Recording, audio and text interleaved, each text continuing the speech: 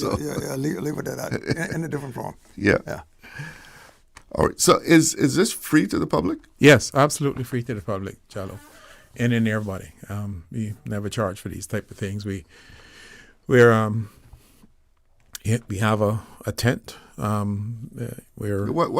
can people expect when they come? Well, it's a solemn occasion. So there isn't at least on our end of it, there is not a lot of festivities. More of acknowledgement of what went on and the lives that were lost, the sacrifices that were made, and how fortunate we are now that they made those sacrifices for the peace that we all enjoy today. But I mean, people will be able to learn about what Caymanians' involvement in World War II?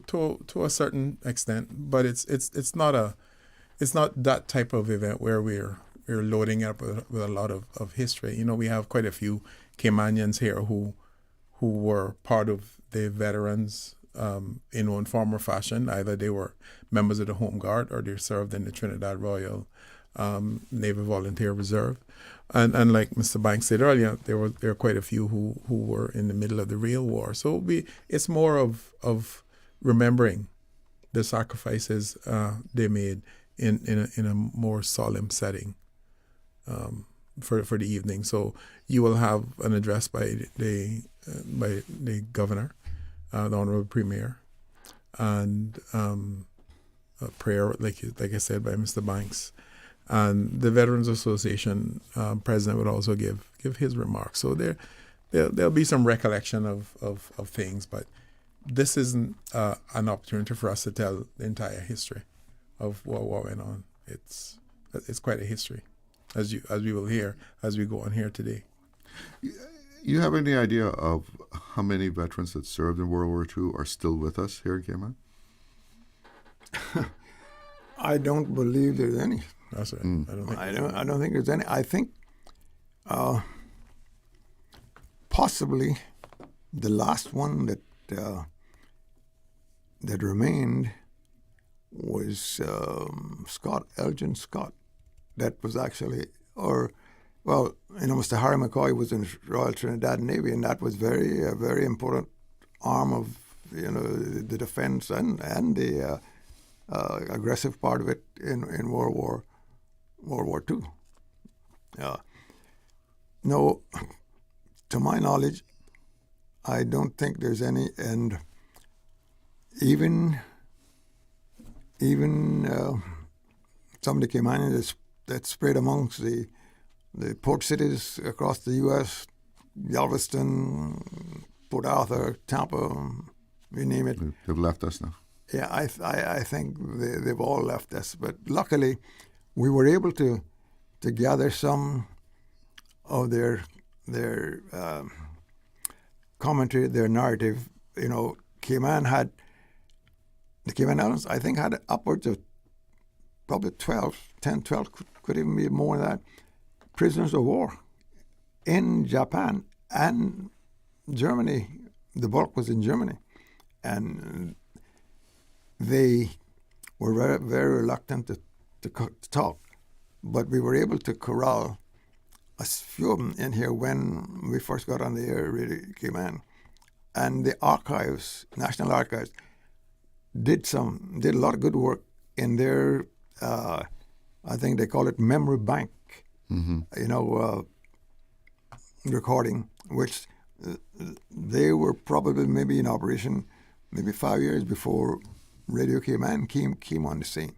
And they have collected a lot of stuff. It takes a lot of work to put it in proper context, but it's there, and that's you to come in and dissect all of that. There was quite a few guys. Challenges. Yes. Well, there were quite a few Caymanians who were on ships that got torpedoed. Yes, and that aspect of it is where most of the deaths that Cayman sustained or experienced, or however you want to put it, during World War II was at. Many folks got torpedoed, many, relatively speaking, was torpedoed and went down with the ship. It's it's quite a history. And if you want to go to what else have you got for us? Okay, well let's hear fall in there that 15113, and this is a narrative, short narrative, 6-minute narrative by Mr. Lee Smith, who was a prisoner of war, was torpedoed, and you'll hear the story. I was in Mobile, Alabama, with Loxley Banks, Hulbert Bush, and Ada Farrington when the war was declared on September 3rd, 1939, which was on a Sunday. A few days later, we went to the British Consul and told him that we wanted to join an English ship. He smiled and said, "Young man, you sure have a lot of guts." Anyway, a few days later, he called us and said, "It's a ship laying at the dock that need 4 men on deck, so come down as quick as possible to sign on." And I'll never forget the words that gentleman used. He said, "Good luck, boys. With your help, we shall win the war." About this? Well, I loved the country. You felt it to be your duty, in other words.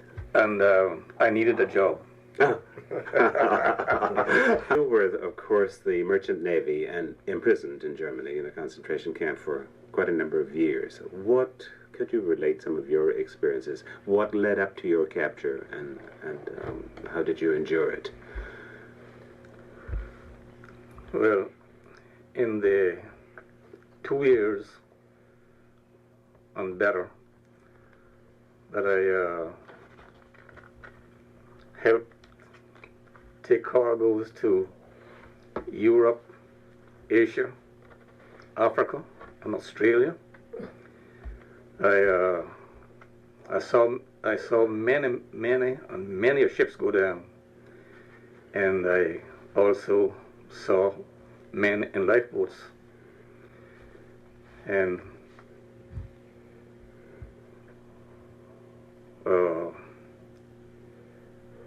I'll never forget, this voyage was from Australia, and it was in the South Atlantic, between Cape Town, South Africa, and Sierra Leone, North Africa. We saw this. It looked like a bird on the horizon, and shortly after that, the captain got a signal saying, "Stop and don't use your radio, or we'll blow you out of the water." So this was a message from the Germans? Yeah. That was the Admiral Scheer, and in no time at all, this ship was alongside of us, told us to take our boats and get off the ship and proceed to the Admiral Scheer. And as soon as we got aboard, they torpedoed our ship and it went down. And the Scheer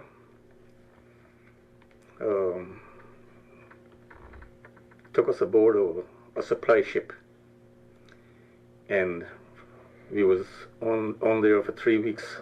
This is a German supply ship? The German supply ship. We was there for 3 weeks, and then they took us to France. We spent 3 weeks in France, and from there to Germany. You traveled by rail from France to Germany? By rail. And in what part of Germany, which concentration camp did you spend those years? That was Bremen, on the outskirts of Bremen. What kind of treatment did you have as a prisoner of war?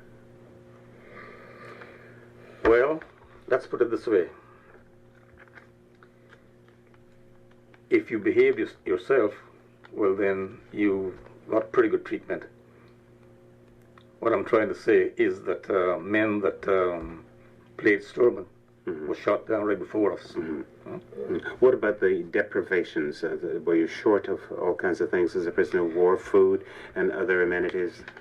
I imagine you would have been. We had Red Cross parcels, which we received about every 3 months, if we were lucky.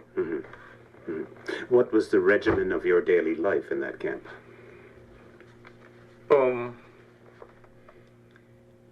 We all had opportunity to work if we wanted. Or you could choose not to? Yeah, so I worked on a farm. Were there any special considerations for you as a prisoner of war if you chose to work and contribute? Well, let's put it this way. The ones that worked... Did they get an extra apple? They got an extra apple, you're right. We could bring in food. We could bring in potatoes and so forth like that. And that was important, I would imagine. Yeah, so we shared it with the guys in the camp, you know. To the best of your knowledge, were you the only prisoner of war from the Cayman Islands? No, it was Oriel Borden, Loxley Banks, Ada Farrington, and Hulbert Bush, and Elgin Scott. I met him. Of course, he lives in Texas, Galveston, I think. Yes, I have met him, though. As a matter of fact, I've talked with him before. That's about all. They all live to return home. Yeah.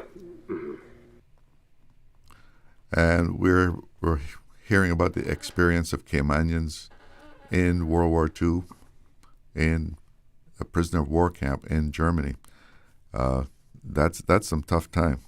Well, you know, and that was Mr. Lee Smith's narrative. That's Mr. Lee from Elizabeth Street, right? Yeah, they had a little store down there. Yes. But, you know, he came back home and went back out to sea, sailed the seven seas for quite a number of years, and of course retired and came home. And he was the only one of the.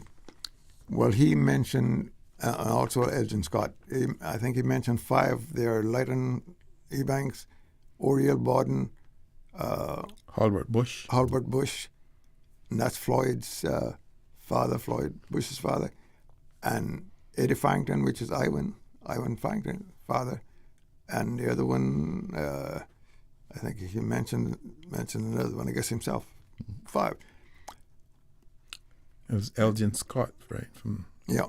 It was hard to get him to talk, but Mr. Smith, you know, I think he wanted to get it out off his chest. Could have been. Yeah. And he was quite cooperative in telling us some of these things. People who go through that kind of trauma, often you would think they would want to tell you their war stories, but often they just want to put it behind them. Yeah, no, because it's not something you want to. They don't want to remember. They don't want. Yeah. They don't want to recall it. Well, before we take the break here, if you want to get in on the conversation, you're welcome to give us a call.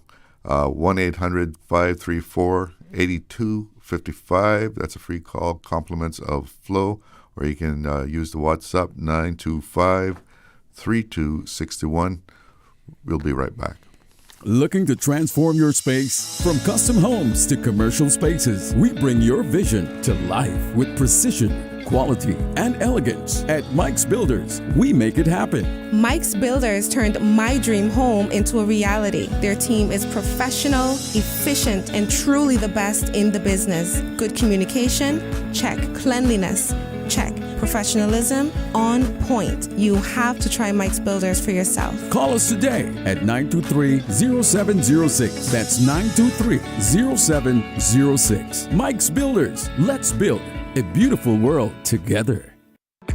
Shipping to the Cayman Islands is fast, reliable, and seamless thanks to Cayman Airways Cargo. Need it faster than ocean freight? Cayman Airways Cargo offers multiple cargo flights to Grand Cayman from Miami weekly, so your packages, whether big, small, or in between, will arrive in no time. You can even use a Cayman Airways Cargo US address for your online shopping. Cayman Airways Cargo is also the only carrier providing air freight services for Cayman Brac and Little Cayman. Contact us today and see why Cayman Airways Cargo was voted as Cayman's best cargo and logistics company in the Best of Cayman Awards. For details, visit CaymanAirways.com/cargo. Stay cyber secure with Cayman National. Protect your computers and mobile devices with security software to defend against cyber attacks through viruses, malware, and other online threats. Be aware of unsecure Wi-Fi connections when in public. If you need to access your online banking or sensitive information on your mobile devices, try disabling the Wi-Fi and switching to data from your mobile network. If you suspect a fraud attempt, please contact our customer support team at 949-8300. Accidents and illnesses can strike without warning. Ouch! When it comes to urgent care, every second counts. At Doctors Hospital, we have a dedicated team of experienced doctors and nursing staff available to you 24 hours a day, 7 days a week. Don't waste time in an overcrowded emergency room when you need urgent care. Whether it's a broken bone, a severe infection, or a sudden illness, trust in Doctors Hospital's unwavering dedication to providing the best immediate care. For complete urgent care when you need it the most, choose Doctors Hospital, located in Georgetown, 16 Middle Road. Now, more than ever, supporting your immune system is crucial to helping your body fight off illnesses like the common cold, the flu, and COVID-19. At ValueMed Pharmacy on Walkers Road and in Buttontown, we carry all the essential vitamins and minerals to help support your immune system and improve your overall health. Some of our top immunity support picks are vitamin C, vitamin D, zinc, elderberry, and quercetin, or the popular 7-in-1 immunity support. Our pharmacists are always on hand to help guide you and answer any questions. Visit ValueMed Pharmacy on Walkers Road or Buttontown. Live happy, live healthy with ValueMed Pharmacy. Radio Cayman's Talk Today.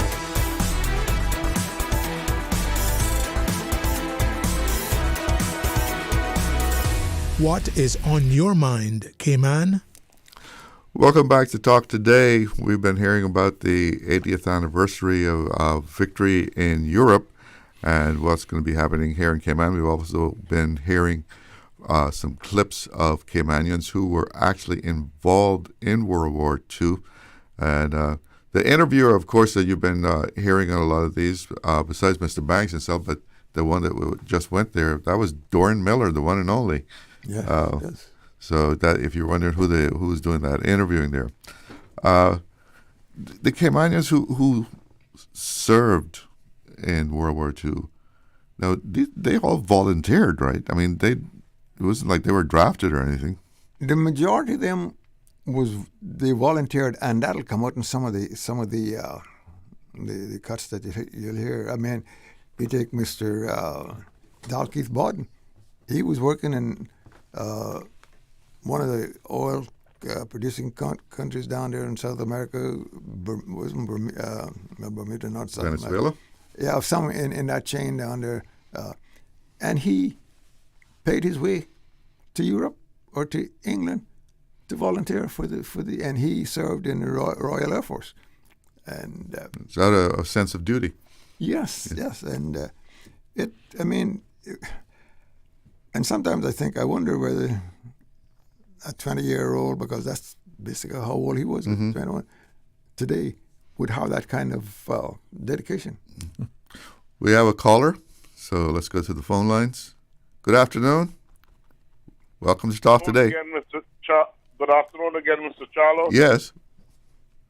I have a question for Mr. Loxley. I want to sort of jog his memory with when it concerned some old war veterans. My two granduncles, Ferdinand Goring and Huxley Goring, and Carl Goring was also lost. See, his name is out on the monument by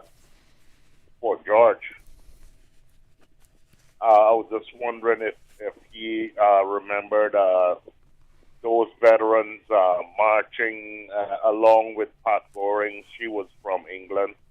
That was my granduncle's wife. I don't know if he might remember them.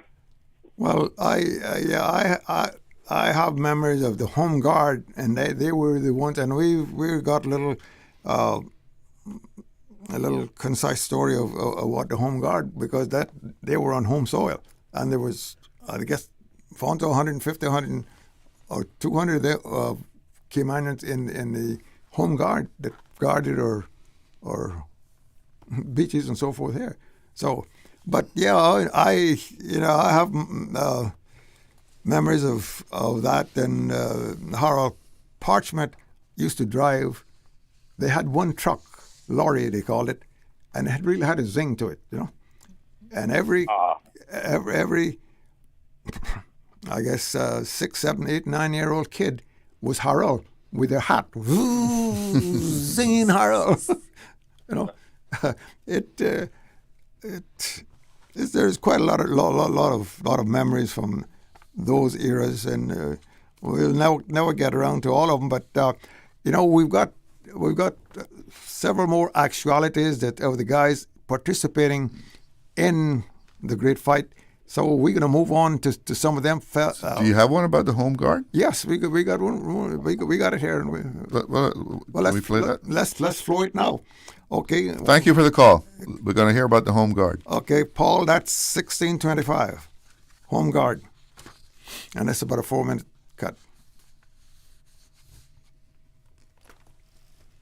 The following is a brief, detailed word picture of the Cayman Islands Home Guard operations during World War II, as told by former Home Guard member Bob Soto. Presented by the Cayman Islands Veterans Association, Breeze Radio, and Radio Cayman. Now, Bob, you were on home soil during World War II, that is, in the Home Guard. Tell us a little bit about your sacrifices and what you went through. I remember the war breaking out, and I was 13 years old, I think it was. It was only one radio in my neighborhood, and that was Uncle Sade, we called him, Truman Bodden's grandfather. And all the old people would gather on the porch to hear the news from the BBC, what was happening in the war. And I used to go out and hang out with these old men to hear what was going on. I was very interested in what was going on. And then we started a campaign here to collect scrap to ship to England to help the war effort. We collected any old aluminum pots, and they shipped some cannons from the old fort back to England to use in the war effort. All the older boys, my friends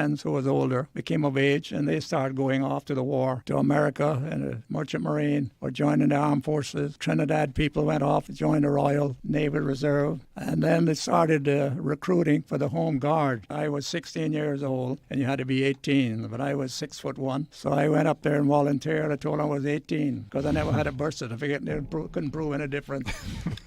I was born in Cuba and came here when I was 2 years old, and I never got a birth certificate until 1947. So they couldn't dispute how old I was. And I got my mother to sign that I was 18. So I got in there, and they wanted 70 men, and they could have tripled it. So I was lucky to get in there, I thought. And they recruited 70 of us. And we had a Canadian sergeant instructor. And by that time, we had a U.S. Navy base here with 50 sailors and 2 bombers stationed here doing patrol for submarines, because I seen ships get blown up right in front of Georgetown Harbor going by the submarine, and the submarine come on the surface and talk to the crew. And we never had a gun here to do anything.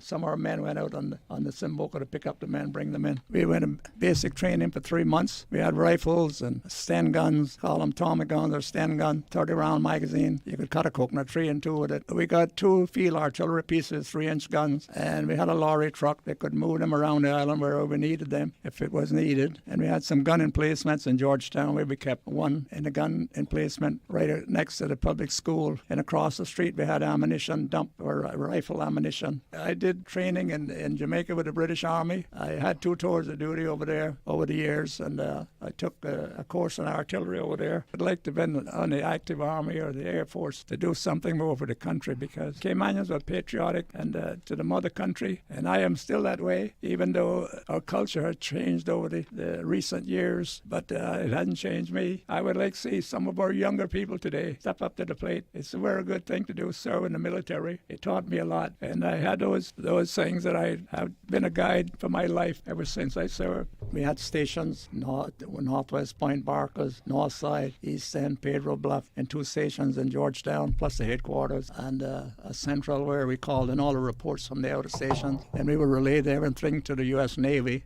All the reports had to go to the U.S. Navy base all hours of the night. I remember one night I was working with Arthur E. Banks. He was in charge of the headquarters for central control, and I was working with him, and we had a report came in 2 o'clock in the morning that the station in Northwest Point called in. They had seen a rubber boat come in and put 2 people ashore, Northwest Point. So I went up there, and they had a little building at the gate. Man is always there 24 hours a day. And when I went there, he had a 45 out laying on the shelf with a little window like this, and he was sleeping. So I took the gun, pulled it off, and grabbed him and shook him. He jumped for the gun. I said, I got it here. I was scared if I woke him up, he would shoot me. So I said, I'm not going to tell anybody anything. So I had to go directly to the commanding officer, barracks, and wake him and give him the report, And then we all saddled up, went to West Bay all night in the mosquitoes, searching West Bay for these 2 men. Never found a thing. The preceding was presented by the Cayman Islands Veterans Association, Breeze Radio, and Radio Cayman.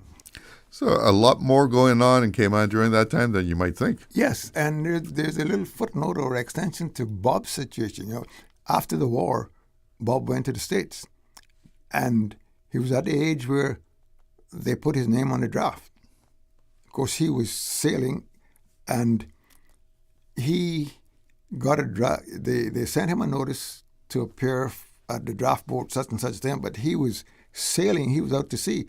So by the time he got this notice, when he got back in port, it was about, I think, say 3 months old. But anyway, he braved it and went down to the draft board anyway. And he explained the situation to him. And they said, well, don't worry about it. You're doing what we would probably want you to do because, as I mentioned before, transportation back in those days was mostly by sea. And so they were serving there.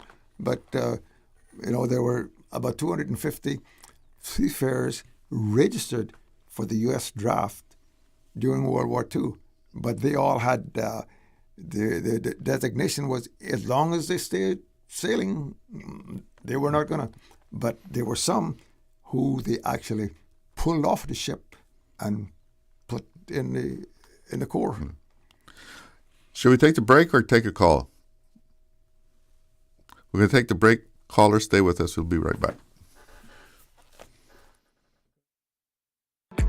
Shipping to the Cayman Islands is fast, reliable, and seamless thanks to Cayman Airways Cargo. Need it faster than ocean freight? Cayman Airways Cargo offers multiple cargo flights to Grand Cayman from Miami weekly, so your packages, whether big, small, or in between, will arrive in no time. You can even use a Cayman Airways Cargo US address for your online shopping. Cayman Airways Cargo is also the only carrier providing air freight services for Cayman Brac and Little Cayman. Contact us today and see why Cayman Airways Cargo was voted as Cayman's best cargo and logistics company in the Best of Cayman Awards. For details, visit caymanairways.com/cargo. Did you know ordering your favorite sandwich from Subway just got easier? Yeah, picture this. No more waiting in line. No more fussing with cash. Just a delicious taste of Subway at your fingertips. With our new app, ordering your go-to sub is as easy as a few taps on your phone. Plus, receive exclusive deals and earn loyalty points with every purchase made on the app. Download the new Subway app today and get ready to ditch the lines and drive straight into your flavor. Visit the App Store or Google Play Store on your mobile phone and search for Subway Cayman Islands. Subway. Eat fresh. Looking to transform your space? From custom homes to commercial spaces, we bring your vision to life with precision, quality, and elegance. At Mike's Builders, we make it happen. Mike's Builders turned my dream home into a reality. Their team is professional, efficient, and truly the best in the business. Good communication? Check. Cleanliness? Check. Professionalism? On point. You have to try Mike's Builders for yourself. Call us today at 923-0706. That's 923-0706. Mike's Builders. Let's build a beautiful world together. Freedom, Cayman Brac. Freedom, Little Cayman. Soft breezes, blue waters, no traffic. Unwind and rejuvenate your mind, body, and soul. Sister Island Staycations, a taste of freedom. Discover all that our sister islands have to offer. Stay cyber secure with Cayman National. Here are a few tips that will benefit you. Ensure to log out completely when you finish any online banking activities. Be aware of phishing attempts and only click links from trusted sources that are sent from your device through emails and messages. Remember, Cayman National will never ask you for your credentials. If you suspect a fraud attempt or that your account has been compromised, please immediately contact our customer support team at 949-8300. I want to grow up swimming with turtles and playing on clean beaches, but when people litter, it hurts our Cayman. Please help us keep our home beautiful for me and for the future. Our power, our planet. Don't litter. Radio Cayman's Talk Today.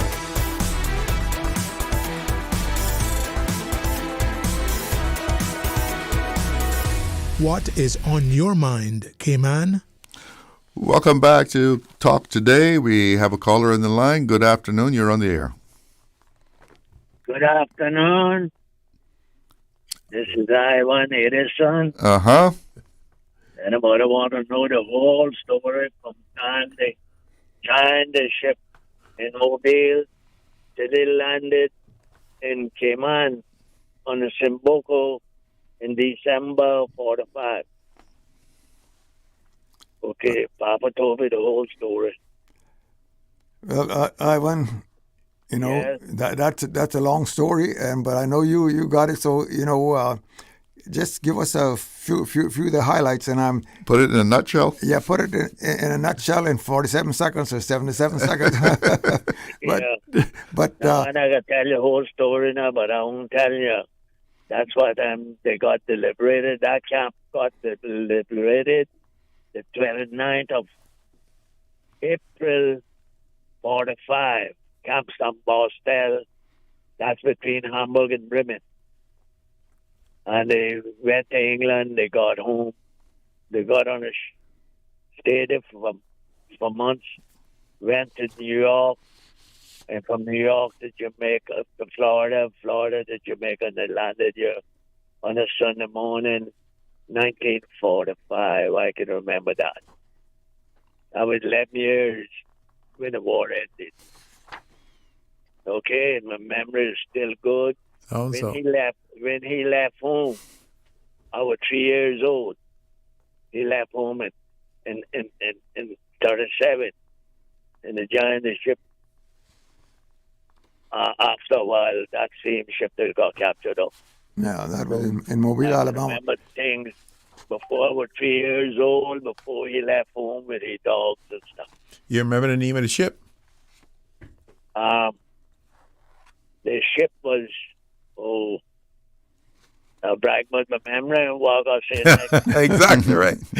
Well, I went, this is just a little... Hall.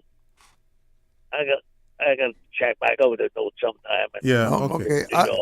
While I got you, and I should, but I'm going to ask you: has the archives ever sat down with you and just let you talk? If not, we'll get together and we'll bring you in here in the studio where you can. Did you all mention O.L. Borden? Yeah. O.L. was mentioned. Yeah. They were O.L. and Scott was not on that same ship. Yeah. They met Borden on a prison ship. They met Scott at a prison camp. Yeah. Well, Ivan, quickly, just tell us the latest on your dad's journey. His actual number that you was able to retrieve here a few years ago. If you can put that in 47 seconds for us. You know his prison number? I think that was made of leather. Prison number. My cut off is 888-887. 887-97, I believe it is. Yeah.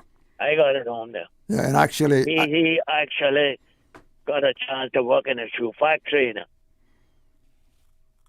and that's that number. I got that number for shoe heel made of thick leather. It was retrieved by somebody here recently, within the last 5 or 6 years, and they traced it back to Ivan. He was working on a farm with the rest of them, but his job came up in the shoe factory, so he took that. He actually let them make shoes while they were there and repairing shoes. Well, Ivan, thank you for that. As I said, if we got to get your whole story before we both move on here. But thank you for your input there. And there was. But I heard him say before the Red Cross got hold of him, he was so hungry he would have been glad to get a piece of grass or bush to eat. Yes, I'm sure. Yes. And I have seen people say he need it. Yeah. You don't eat that. I said you get enough, you'll eat it. Okay, Paul. Well, thank you for calling. And we need to get in another clip here. Yeah. And we're running up on time here, but we got a short one by Captain. Thanks for calling. By Captain Keith Tibbets, and this is a short one, and you listen to what he had to do or what he'd done in a period of about, I guess, 11 hours. So, Paul, that one is 16:20. It's 1 minute and 41 seconds, which will take us pretty well up to news time.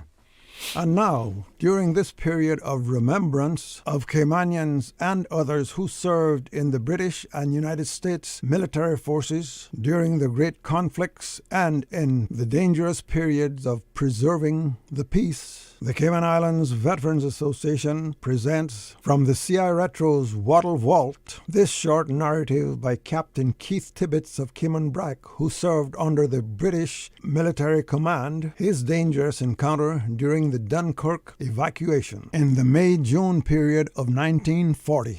The captain speaks. We all volunteered and went across to Dunkirk, and we took 5 lifeboats in tow. It had 95 people in them. They were off. Other ships had already been torpedoed, or bombed rather. We towed them back to London. But as one of the gun's crew, I was manning a 12-pound anti-aircraft gun from 5 o'clock in the morning until 3 o'clock in the afternoon without a break. And I can assure you I fired my part of shells because I fired over 3,000 shells that day. But I never lied where a Navy guy in London that night. We went and had a good drink out that night at Clorva, so we were all right. A Cayman Islands veteran and seafarer, Captain Keith Tibbets of Cayman Brac, firing over 3,000 shells in a 10-hour setting in defense and preservation of freedom and democracy. The preceding CI Retro's Wattle Vault gem was brought to you by the Cayman Islands Veterans Association, Breeze Radio, and Radio Cayman. The poppy appeal is ongoing, so get your poppy, wear it proudly in remembrance and support of the Cayman Islands veterans. Dunkirk, no, that's... You can't get any closer than that to the real, and he's setting 12 hours. If you sit in a gun turret for 12 hours, and he said if I forget what the number was, extraordinary amount of rounds. 3,000, he said. 3,000. Yeah. And what he said, got back into London that night and went down and had a drink. Had a good time. The days of Iron Men. Yeah, wooden ship, Iron Men, they say. Yeah, but that was one heck of a rescue mission. Yes. There on Dunkirk. Yeah, under fire. Did you see the movie? Yeah. And I think also your uncle Charlie Cowell, yeah. And we've got something coming up by him. He got caught in sort of the tail end of that or the beginning, and I believe he makes reference to it in here. But we're coming up on news. We got a couple of minutes to go. Okay. But Alfonso just passed me some information here of someone who was torpedoed during World War II. Desmond Nielsen, I think it is, Banks, West Bay, born in 1917. He January 17th, 1942, on board the SS Sulaco North Atlantic, and was torpedoed by a German U-boat. And he is the grand uncle of our new premier, Andre Ebanks. Yes. So, so many Caymanians were involved in that World War II action. Yeah, we weren't. You may have been still small, but we weren't far removed from everything else that was going on. Yeah. Cayman was up front and center, and like we kept saying, Mr. Banks kept saying, not many of them were drafted. The majority of them were volunteers. Yeah. You mentioned the U-boat. Did you ever hear the story of the Italian cook in the Navy? No. Quickly, I'll tell you. Italian cook in the Navy, he's on deck down below looking out to the south, out in the middle of the ocean. The captain's on the bridge with his spy glasses, and he sees something on the horizon. And he hollered down to the Italian cook on the deck, and he threw him the spy glasses so he could take a look. And so he took the spy glasses, put it on, picked up the object, and the captain said, Tony, is that a U-boat I see out there? No, not on my boat. Well, one of the things I was surprised at, I think it was in the Bob Soto piece there, I think it was, I knew they had like blackouts and stuff for people living along the coasts, but when he said that he saw ships torpedoed off of Georgetown Harbor, I didn't realize the action was that close. Oh, yes. Right off of Georgetown Harbor, the Simboko had to go out and some of those folks were, from reports and Captain Powell, I think, was down there on the dock or close to the action because he was a young man then when they brought them right in the Hogstye Bay, was burnt up terribly. And those people in the Simboko took great risk going out there to save those, Because they could have been torpedoed too. Yeah. Well, right now in our studio, it is 2:00. That's news time.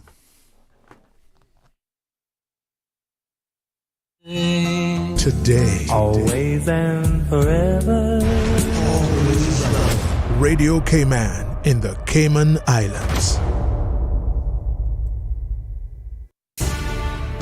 From Radio Cayman's newsroom, this is Headlines. The Headline News is brought to you by Kirk Market.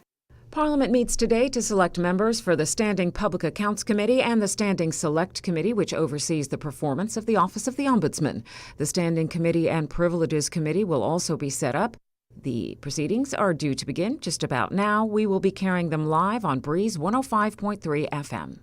In regional headlines, the St. Vincent and the Grenadines government says it has launched Operation Homegrown, aimed at boosting the capacity of local farmers and backyard gardeners to increase food production. Agriculture Minister Saboto Caesar said that with import tariffs from the U.S., it is important that there should be an increase in the production of local crops and poultry to meet local demand. U.S. Health Secretary Robert F. Kennedy Jr. announced a plan today to use medical data and records from people on Medicaid and Medicare to help study autism, although experts say it is unlikely to help reveal the condition's root causes. The program will involve a data-sharing agreement between the National Institutes of Health, the government's health research arm, and the Centers for Medicare and Medicaid Services, which has access to claims data from nearly 150 million Americans. Those are your headlines. I'm April Cummings. www.radiocayman.gov.ky. Check out our social media pages: Facebook, YouTube, X, formerly Twitter, Radio Cayman Headline News.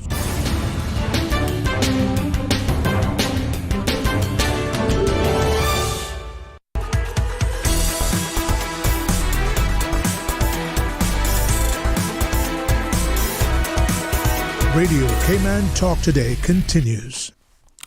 Welcome back to Talk Today, and we have been hearing about plans for observing the 80th anniversary of V-Day, the victory in Europe, and also hearing some clips from Caymanians who were actually in the action. And you might be interested to also know that Parliament is in session right now, and that will be broadcast this evening on Radio Cayman. So you can tune into that. But right now, you may have heard us mention about Caymanians being down in Trinidad. So let's hear about the Trinidad experience as far as Caymanians serving in World War II.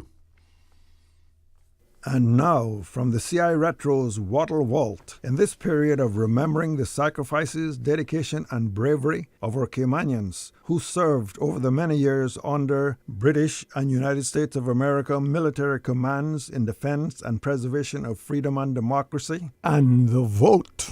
The Cayman Islands Veterans Association presents this reminder to us all of the sacrifices that was rendered to preserve the freedoms we enjoy today. Some made the supreme sacrifice, gave their lives. I understand that a plaque is now in place down at the Elmsley Memorial Churchyard in honor of all of those men who served in the Trinidad Royal Navy. Cap, tell us a bit about that. Actually, the plaque, it was designed to honor the 201 Caymanians that joined the Royal Navy and went to Trinidad and were trained to serve the first batch that left early in 1941. These guys, I don't think ever got full credit for the important work that they did. And there's a story that one of them had kind of reluctantly told me because he didn't want to feel like he was bragging, but he told me about an instance where they had 5 fast patrol boats. They needed more, but that was all they had, so these were very important. These were submarine chasers and so forth. And one had been towed to Barbados to have some work done on the hull and was being towed back to Trinidad to have its engine fixed and put back in service. And then a storm came up, bad storm. The boat broke away from the tug that was towing it, and it was just too rough to try to get another line on it. So the tug came in, and the commander asked for volunteers to go in a larger ship to try to find this. I'll make it as short as possible. They found it, and twice they couldn't get close enough to the boat to put a line on it because the sea was so rough. So they asked for 2 volunteers to swim to it in the middle of this storm. And one West Bear and one from Cayman Brack volunteered, and they did this twice because the first rope they put on parted. In the end, they saved the boat, and they were cited. They were called in and cited by the senior British naval officer in Trinidad for their bravery, and he heaped a lot of praise on them. And the gentleman that was telling me, they said that as they left the commander's office, the Bracker said to him, "That was all well and good, but the least he could have done was give us a bottle of rum." That's kind of typical Caymanian bravado, I suppose. But just to think of it, they couldn't get close enough to the boat to put a line on board to take it back in tow. So you can just imagine what kind of weather that was, probably 12, 15, 20-foot waves. Exactly. And they jumped off of the tugboat to swim. They hauled a small rope, and then when they got on, they were able to haul the tow rope across after that. The second time they did it, the towboat actually put a raft and played a raft out until the raft came close enough to the patrol boat that they could get on that. But as they pulled it back, just as they got by the ship, he said the ship pitched down so high that the stern came up and jerked the raft underneath. And he said they could look up and see this spinning propeller right over their head. They both jumped into the water, and the stern came down and smashed the raft up. But fortunately, they were able to get around and get back on. Well, that's just a typical story of what some of our men serving in the military and even in the merchant marine had to put up with, and their bravery and what they did in defense of freedom and democracy. The 2 Caymanians that were instrumental in saving this patrol boat, the Grand Caymanian was a gentleman by the name of Carly E. Banks. The Cayman Bracker, Mr. Carly, couldn't be sure about his name, but he thought that his last name was Robinson. But in any event, it was two very brave Caymanians. The preceding is an excerpt from a CI Retro's program on Caymanians' military involvement in defense of freedom and democracy. And the vote, which featured former United States Air Force Airmen Captain Dale Banks and Loxley Banks and present members of the Cayman Islands Veterans Association. This special presentation was brought to you by Radio Cayman, Breeze Radio, and Celebrate Cayman, the Cayman Islands Veterans Association. Celebrate Cayman at the Turtle Center, May 8th in the evening. All right. Another story of bravery by Caymanians. I mean, like you pointed out, the weather was so bad they couldn't get close enough to throw the line, but those guys jumped in to that bad weather and swam to the other ship. You know, it says a lot about growing up in Cayman. You had to swim or drown. Yeah. You know, that was the catchphrase. You know. I think we have a caller. Good afternoon. You're on the air. Good afternoon again, Mr. Charlo. Good afternoon. Yes, you have a question, or you want? What would you like to say? Sir, a bit of knowledge. I like the subject. You know, I like the subject. The plane that those gentlemen were talking about, I believe, is the German plane, the war plane. I think the name of it was a Stuka. And Stuka. Well, we weren't really talking about an airplane. We were talking about submarines and ships. But. Yeah, I used to read about the U-boats and stuff like that, and the Panzers, the armor tanks, and that sort of stuff too. But it's very interesting. I like the knowledge that you're sharing, because it have a lot to do with Cayman. It have a lot to do with England and other places. World Wars and etc. But also wanted to be a soldier myself. Well, yes, I was training for that. I was training to be a soldier, but I only managed to be a security guard. You missed your call in then. Well, that's important, you know. That's important. But the name you mentioned, the Stuka, that was what they call a German close-range bomber, small bomber. Yes, sir. And I remember they used to call I used to read about it. The Jerrys were the Germans, and the Tommies, I believe, were the Americans. And they used to have they used to talk about the Sten and the Brandon, those guns from way back. But there was all kind of stuff. There was the Gatling gun, and that was the one that did so much damage in Dunkirk, because the German small fighters would come in and strafing the whole beach. You know, at one time, and at Dunkirk there was probably upwards of maybe 500,000 soldiers that had retreated when France fell to Germany back to Dunkirk, and those fighters, small fighters, with their Gatling guns blazing, would just come in and strafe the beach. Well, listen, thanks for calling us. We got some clips that we want to get in here before we are out of time, okay? Thank you so much for the call. Okay. You have another one for us? Yes. Anybody? Fonzo, you want to pitch in here? I only want to remind people of the event that's happening tomorrow evening, 7:30 at the Cayman Turtle Center. Free of charge. Please come out, and you'll hear more of what you're hearing here today. There tomorrow night. Should be a good evening. We have some refreshments, few nibbles and bits that's being provided by the kitchen at the Cayman Turtle Center. So come out and have a good evening with us. Well, it'll be a grand evening, and it's a great time to celebrate Caymanian history and Caymanian ingenuity, anything Caymanian. And there's so many people that our contribution to keeping the world free. Yes, and there's so many people that come across our shores, comes in on a dock, come in on an airport, whatever, that don't know any of this thing, and many of them think what we have here just sprung up without any watering. Nothing was happening before 1980. Yes, and these things of people involved in will hopefully demonstrate to them a lot of it was paid for in red blood and a lot of sacrifice amongst a lot blood, of sweat, and tears. Blood, sweat, and tears. Well, 12 minutes after 2 o'clock, I guess it is, and we will go to what would be our last insert here, and this one runs, I think, almost 5 minutes. And Charlo, this is a narrative of his involvement during World War II, and it's quite interesting, of your Uncle Carl. Uncle Carl, as we call him. Yeah, yes. Who came back to Cayman and made a great contribution. In fact, he really used to juke Radio Cayman quite a bit because, he had a thing about when we delivered the weather, you might remember, and it's still going on today, the winds are calm. And he'd call up and he says, Loxley, you can't have wind if it's calm.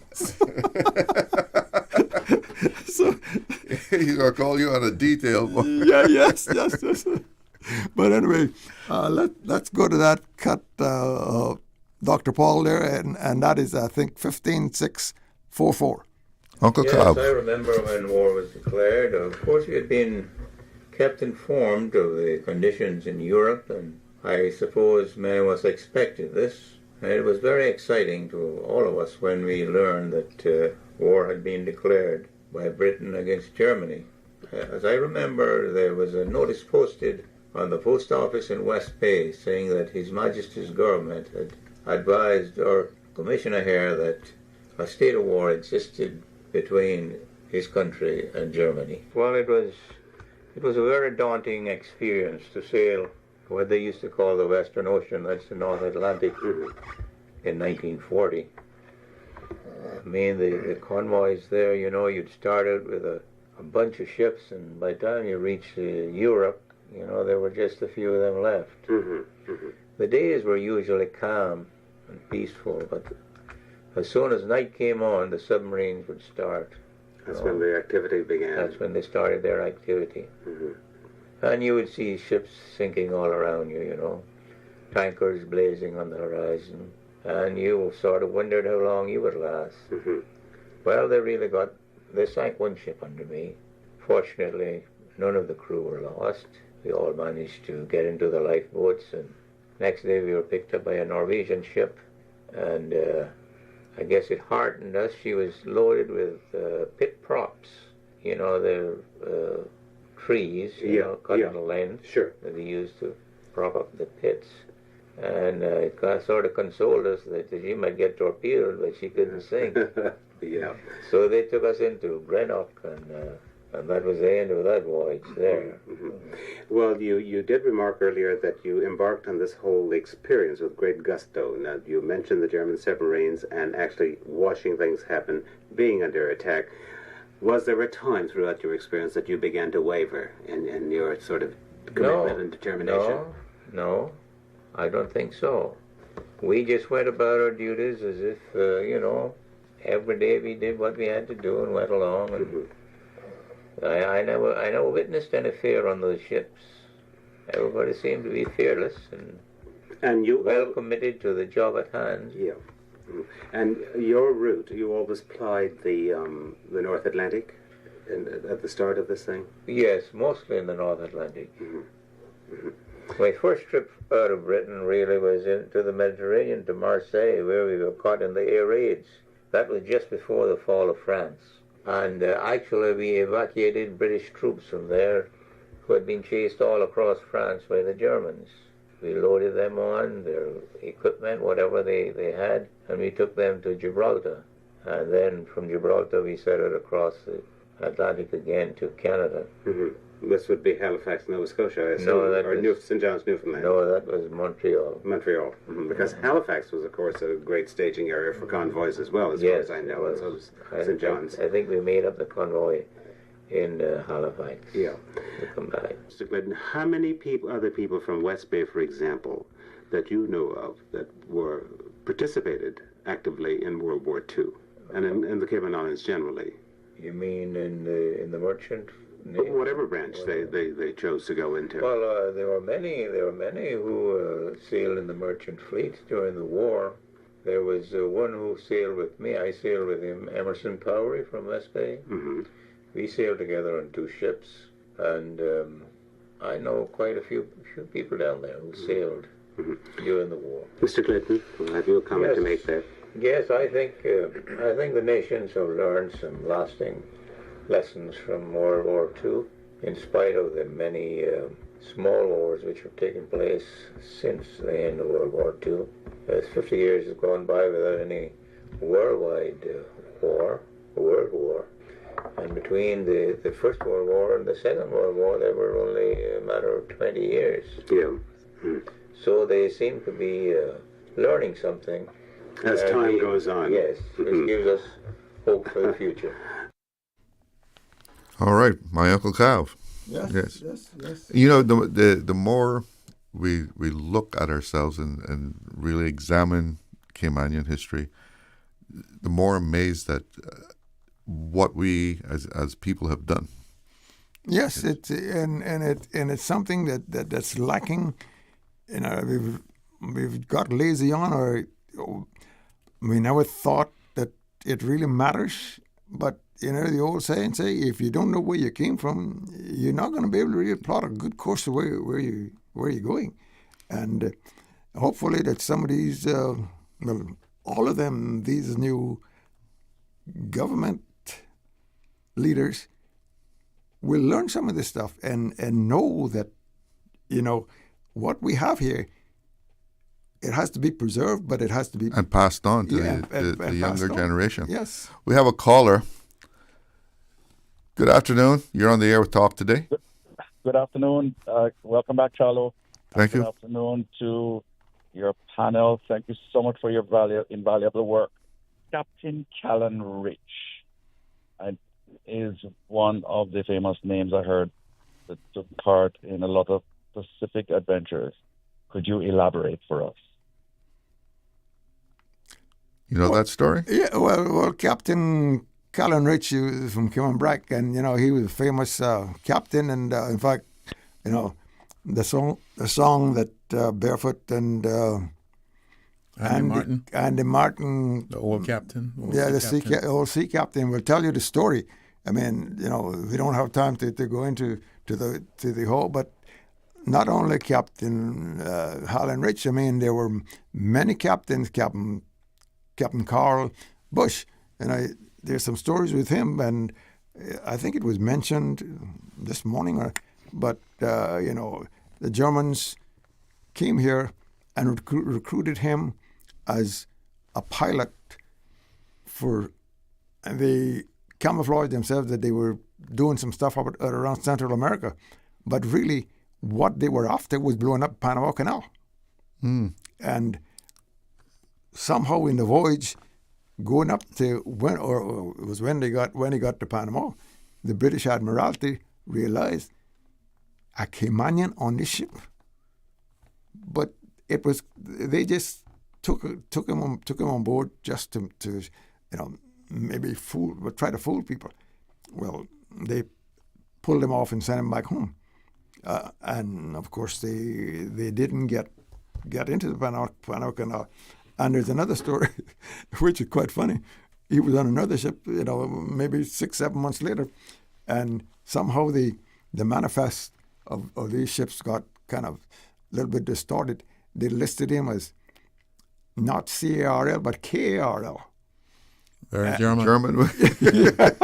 And he went into a port, and the British Admiralty saw this thing, a German on this ship, and they called him up and got him up to the headquarters.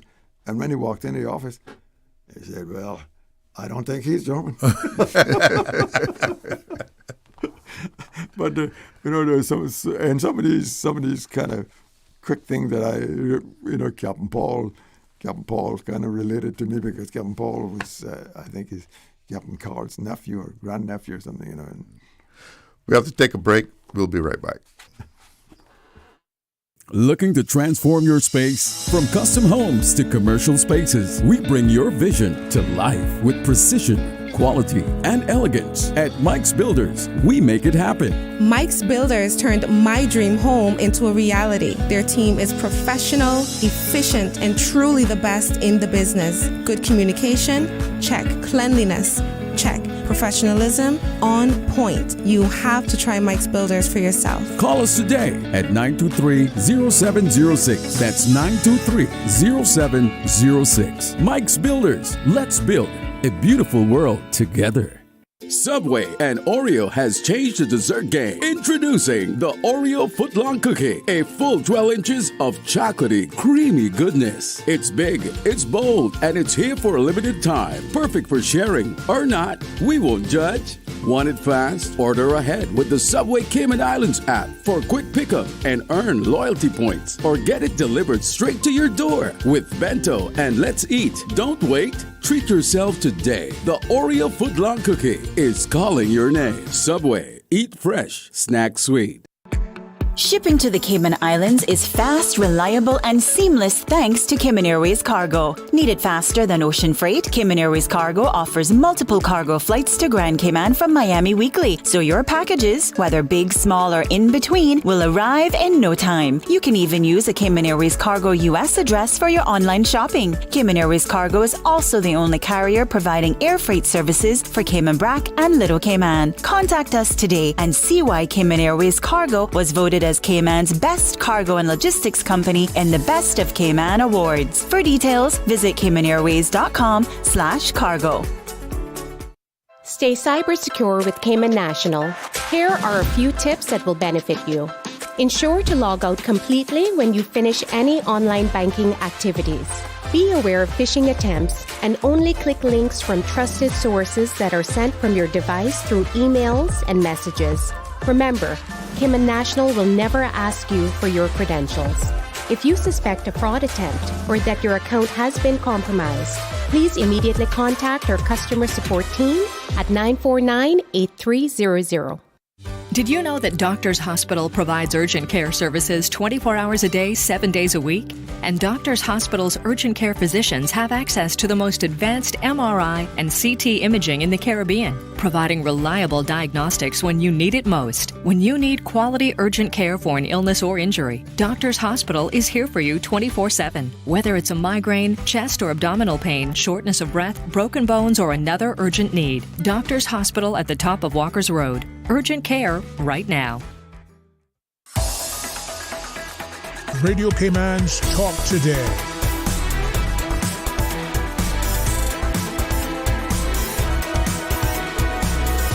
What is on your mind, Cayman? Welcome back to Talk Today. We have someone on the phone line. Good afternoon. You're on the air with Talk Today. Yes, good afternoon.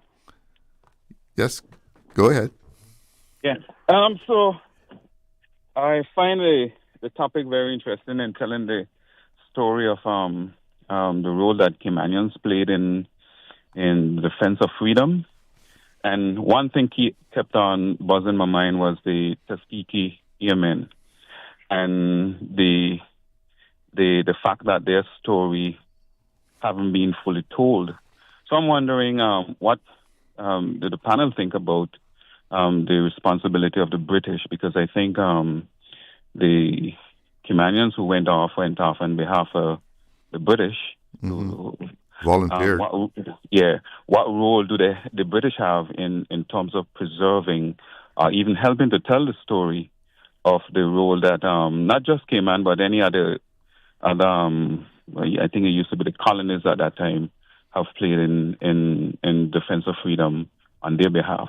All right. Well, let's get an answer. Thanks for the call. Well, I think they've done a grand job in preserving it. The problem is retrieving it.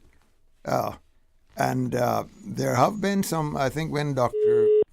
Philip Pedley was alive, he went and made some searches in London and I think also Wales, because Wales was one of the main ports, Cardiff, Wales, I think, during all that warring over there. And also in Jamaica, there's some archival stuff in there. And as far as going through all that, combing all that stuff out, we probably might not have come more than 15% of it out. And there are archival deposits in Key West, in Washington. I mean, I think Fonzo has mined a couple of them and pulled up some really great information. Well, let me ask you now. In the last hour and a half, we have learned quite a bit about Cayman's contribution to defending the world from tyranny and passing this on to the younger generation. Is any of this information in the schools?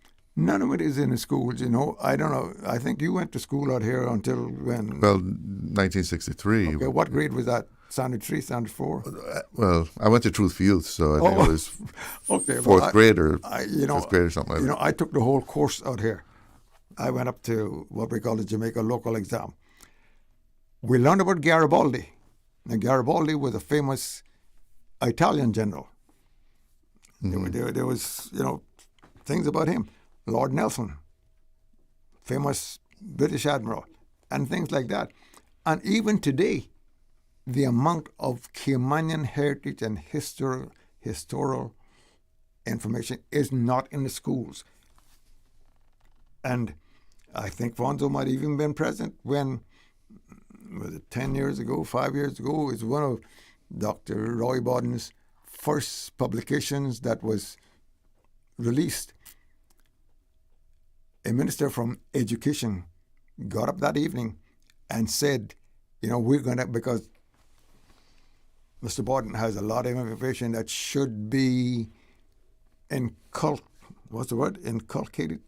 into some form of curriculum within the schools about the Caymanian history, the whole 9 yards. And the stuff we heard today should be in schools. Yes, but it never happened until today. It's time. Yes, hopefully that, I don't know who's got, haven't heard specifically who's got the education ministry, but that's something that should be tackled immediately, so that folks coming along after we're turned to dust will keep this thing flowing. Well, let's hear one more time about the observance that will take place tomorrow night. Tomorrow evening, yes, at the Cayman Turtle Center, 7:30. Everyone is invited to come out. I hope the problem we have will be that we don't have enough chairs for people. We get a overwhelming crowd over there, but we'll do our best to cater for everyone. We do have some snacks and some old Caymanian swanky on the menu. And we were just talking about one of the things that I haven't mentioned yet, talking about how these things need to be in the schools. And Nasaria, who was on with us this morning, that is now a part of Celebrate Cayman, she has done a competition on with some school children that we'll announce the winners tomorrow evening. So we're making small increments, into these things, but yes, there needs to be a robust involvement to include these things in the education realm here in the Cayman Islands. So let's do our part. Tomorrow evening, 7:30, Cayman Turtle Center. Come out, see the beacon lighting, and hear a bit about our history and Cayman's involvement in World War II. Alfonso Wright, Loxley Banks. Alfonso mentioned the food element, and my mind goes back to one announcement that you did at Radio Command. You remember? Heavy kicks will be there. Yes, that was always a favorite line. Gentlemen, thank you for your good work. Thanks for joining me here in the studio today. That's it for Talk Today. Thank you for joining us. Talk Today is brought to you by Subway, open 24 hours in Countryside, Anderson Square in Georgetown, and Centennial Towers in West Bay. And by the Ministry of District Administration. Explore your history, explore your land, explore your sister islands. And Cayman Airways. Call them on 949-2311 to book your nonstop flights to Los Angeles and Panama. And Doctors Hospital. Peace of mind is important when life happens. Doctors Hospital, always there for you. Call 949-6066. Talk Today is also brought to you by Mike's Builders. Call 923-0706. Mike Builders. They make it happen.